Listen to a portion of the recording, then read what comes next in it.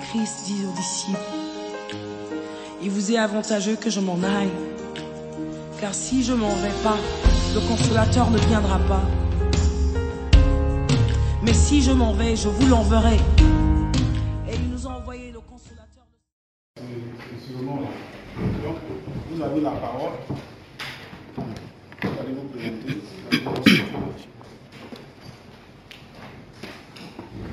Alors, je salue vraiment tout le monde encore. Moi, c'est à l'état civil, Guy Leroux, Serge Thierry. Dit Thierry le russophone, comme il a dit tout à l'heure. Le russophone, comme on l'entend, hein, vu la connotation, la russophone, dans le mot russophone, il y a le mot russe. Comme on dit anglophone, francophone. Pourquoi? Parce que j'ai fait toutes mes études supérieures en Russie. Alors, ayant un master appliqué en langue russe et en littérature russe, du coup, les Russes m'ont appelé le russophone parce que je mettais la langue russe. Voilà. Donc, c'était juste une petite parenthèse pour quand même essuyer certaines ambiguïtés. Alors, donc, je suis chrétien, je suis aussi prédicateur chrétien.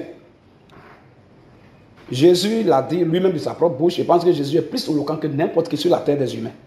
Alors, ce qu'il a dit, quand tu le pratiques, qu'il y ait des gens qui sont contre ou pour l'essentiel, tu es béni.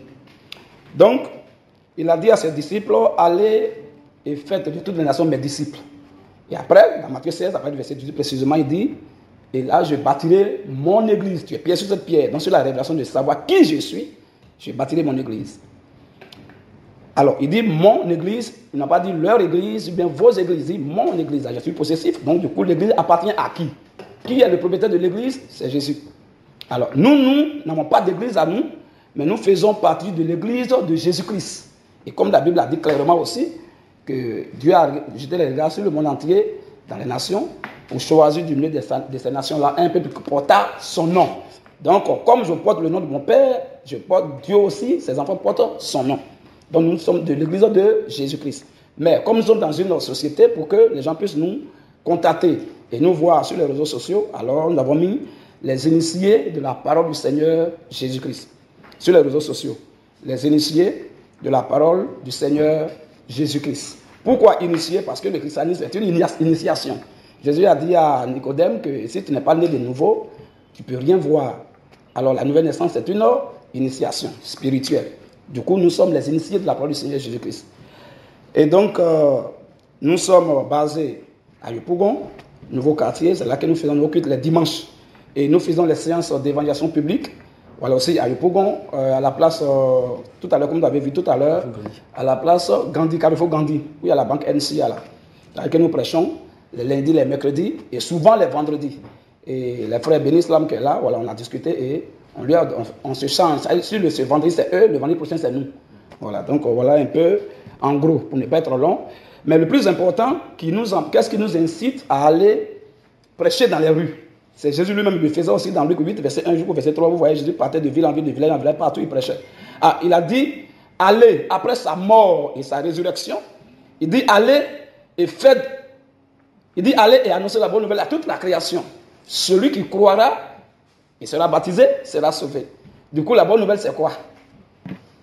La bonne nouvelle réside dans la mort.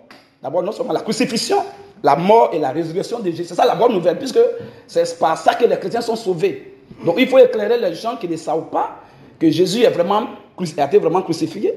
Il est mort et qu'il est ressuscité. Parce que cela a été annoncé depuis l'Ancien Testament. Dire que Jésus n'est pas ressuscité, déjà c'est une ignorance qui même sabote toute la Bible entière. Ça c'est un. De deux, dire aussi que Jésus peut-être, dire aux gens, il faut quand même dire aux gens qui est Jésus.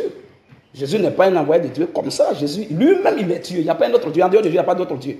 Et là, pour ceux qui ne le savent pas, dire la vérité à son prochain, c'est salutaire. Ah, ce que tu penses, c'est ça. Voilà, voici ce que tu pensais. Mais en réalité, Jésus lui-même est Dieu. Et nous le démontrons partout, n'importe où nous passons. Tout à l'heure, me donne l'occasion, donc 2 versets de débat et clos. Donc, partout où je passe, je prouve, je proclame que Jésus est Dieu vraiment. C'est ce que nous faisons. Et pour aider les gens qui ne le savent pas et qui l'ignorent. Donc, voici même l'objectif même du mot chrétien. Celui qui est disciple de Jésus-Christ, qui est né de nouveau, qui a le Saint-Esprit. Et il faut le propager aussi pour ne pas que les gens réclament, Dieu te réclame demain le sang des gens sur ta main.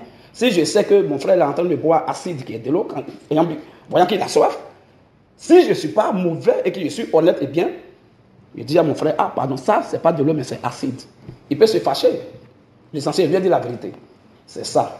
Voilà, quand Jésus prêchait, la gens l'insultaient. Non, mais celui-là, il est fou. Vous prenez votre temps à l'écouter. Pourquoi? Dans le livre de Jean 10, verset 19 jusqu'au verset 21. Les gens disent non, non. D'autres étaient contents. Ils disent non, ce qu'il dit, c'est propre. Même si c'est choquant, mais c'est propre. Vous voyez un peu? Donc, voici en gros ce que je peux dire pour ne pas être long, pour ne pas me brûler la parole. S'il y a des questions, je suis à votre disposition.